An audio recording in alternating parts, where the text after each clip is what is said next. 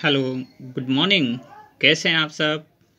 आइए जो आज हम लोग sequence and series 10th class का एपी चैप्टर्स जो है समानांतर श्रेणी, उसके बारे में हम लोग पढ़ेंगे। सबसे पहले हम लोग आएंगे, समझेंगे कि सीक्वेंस किसे कहते हैं। सीक्वेंस मतलब होता है अनुक्रम। सीक्वेंस का अर्थ होता है डिफिनिट एक रूल होना चाहिए, अर्थात वैसे जैसे देखिए कोई भी सीरीज आपके पास दिया गया है, श्रेणी दिया गया है 1 3 5 7, इसका अर्थ क्या हुआ कि सब में सेम अंतर आपके पास, जैसे इसके बीच के डिफरेंस 2 है, इसके बीच के डिफरेंस 2 है, इसके बीच का डिफरेंस 2 है, अर्थात एक डिफिनिट रूल को जो भी फॉलो करता हो उसको हम लोग सीक्वेंस कहेंगे। जैसे देखिए यहाँ पे यह सीक्वेंस नहीं होगा। क्यों नहीं होगा? क्योंकि 1 है, इसके बीच का अंतर 4 है, इसके बीच का अंतर डिफरेंट है, इसके बीच का अंतर डिफरेंट है, यानी कि सबका सेम आपके पास डिफरेंस नहीं आ रहा है, अंतर नहीं आ रहा है, इसलिए यह एक सीक्वेंस नहीं कहलाएगा। सीक्वेंस दो प्रकार की होती है, एक होती है फाइनाइट सीक्वेंस और एक होता है इनफाइनाइट सीक्वेंस। फाइनाइट सीक्वेंस का अर्थ होता है परिमित और इनफाइनाइट सीक्वेंस का अर्थ होता है अपरिमित। अर्थात परिमित सीक्वेंस उसे बोलते हैं जिसके नंबर्स ऑफ जो टर्म्स हो वह फिक्स हो, मतलब कि एक उसको गिना जा सके। लेकिन अपरिमित इनफाइनाइट सीक्वेंस को हम लोग गिन नहीं सकते हैं। जैसे इसके देखिए dot dot dot dot etc. infinity, जब इन्फिनिटी तक होता, अनंत तक होता है तो उसको इनफाइनाइट सीक्वेंस बोलते हैं, और जिसकी काउंटेबल हो उसको फाइनाइट सीक्वेंस कहेंगे। उसके बाद हम लोग समझेंगे सीरीज किसे कहते हैं। सीरीज का अर्थ होता है श्रेणी। सीक्वेंस के टर्म्स को प्लस या माइनस द्वारा संबंधित करने पर सीक्वेंस सीरीज बन जाता है। इसका अर्थ क्या हुआ कि जब भी सीक्वेंस हो जिसके एक डेफिनेट रूल को फॉलो करता हो और उसमें प्लस या माइनस का चिन्ह यदि लगा दें तो इसको क्या बोलेंगे? सीरीज कहेंगे। देखिए यह सीरीज कहलाएगा, लेकिन नीचे वाला इसमें प्लस या माइनस नहीं लगा हुआ है, इसलिए यह क्या कहलाएगा? सीक्वेंस कहलाएगा। उसके बाद आते हैं वो श्रेणी किसे कहते हैं। आपने को बताया गया था कि ये श्रेणी है और ये श्रेणी है। श्रेणी का अर्थ होता है, इसको प्रोग्रेशंस कहा जाता है। जैसे समानांतर श्रेणी जो आपको चैप्टर्स का नाम दिया गया है, वहीं श्रेणी आपको प्रोपेगेशन इसको नाम से जाना जाता है। इंग्लिश में इसको प्रोपेगेशंस कहा जाता है। यदि सीक्वेंस के टर्म्स को कुछ विशेष नियमों से लिखा जाए तो उसको श्रेणी कहा जाता है। यानी कि वैसे सीक्वेंस हो लेकिन उसको कुछ विशेष नियम लगा हो, यानी कि जिसके बीच का अंतर आपको पास समान हो या जिसका अनुपात दोनों टर्मों के बीच का अनुपात समान हो, तो उस तरह का आपको जितने भी सीक्वेंस होते हैं उन सबों के बीच में एक विशेष नियम होते हैं।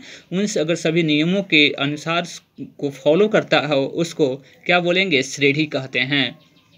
श्रेणी 3 प्रकार की होती है।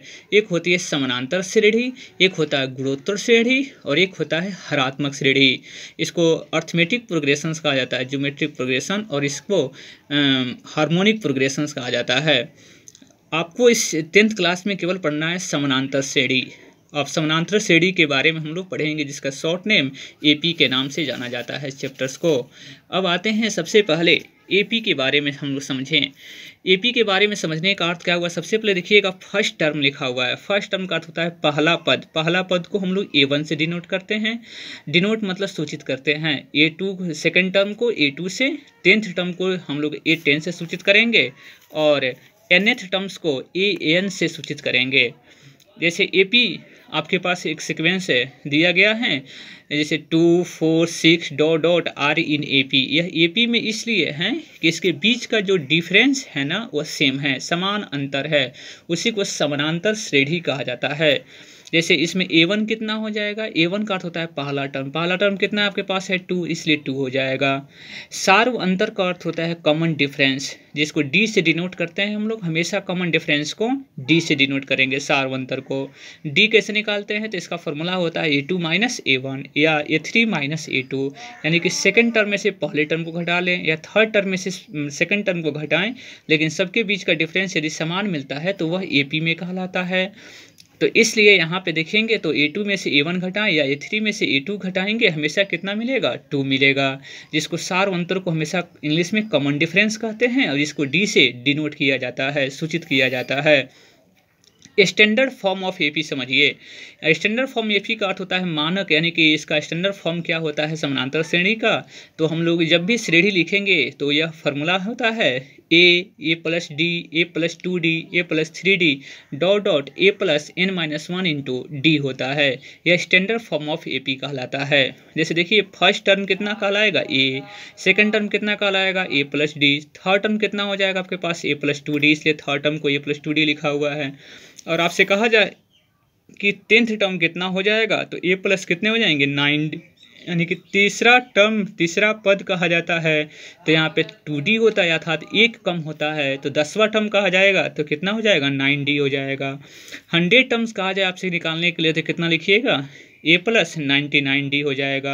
इसलिए देखिए 100 है तो यहाँ पे 99 है, 10 है तो यहाँ पे 9 है, इसलिए यहाँ पे अगर n रहेगा तो यहाँ पे n-1 हो जाएगा, क्योंकि कितने कम हो रहे हैं तो एक कम हो रहा है। इसलिए अगर यहाँ पे 2 रहेगा तो यहाँ पे 1 रहेगा, यहाँ 5 रहेगा तो यहाँ पे 4 रहेगा, यहाँ पे n है तो यहाँ पे n-1 हो जाएगा, 1 कम होता है।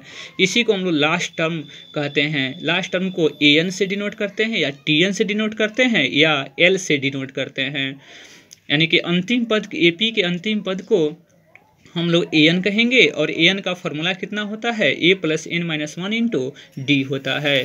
चलिए अब इसके बारे में हम लोग समझेंगे। सबसे पहले हम लोग समझना होगा n sum of the n terms of AP. इसका अर्थ क्या समझिए, अगर एपी के nth पदों का योग कैसे निकालते हैं। एपी के nth पदों का योग, इसका फॉर्मूला होता है एस एन बराबर फॉर्मूला होता है n/2 2a प्लस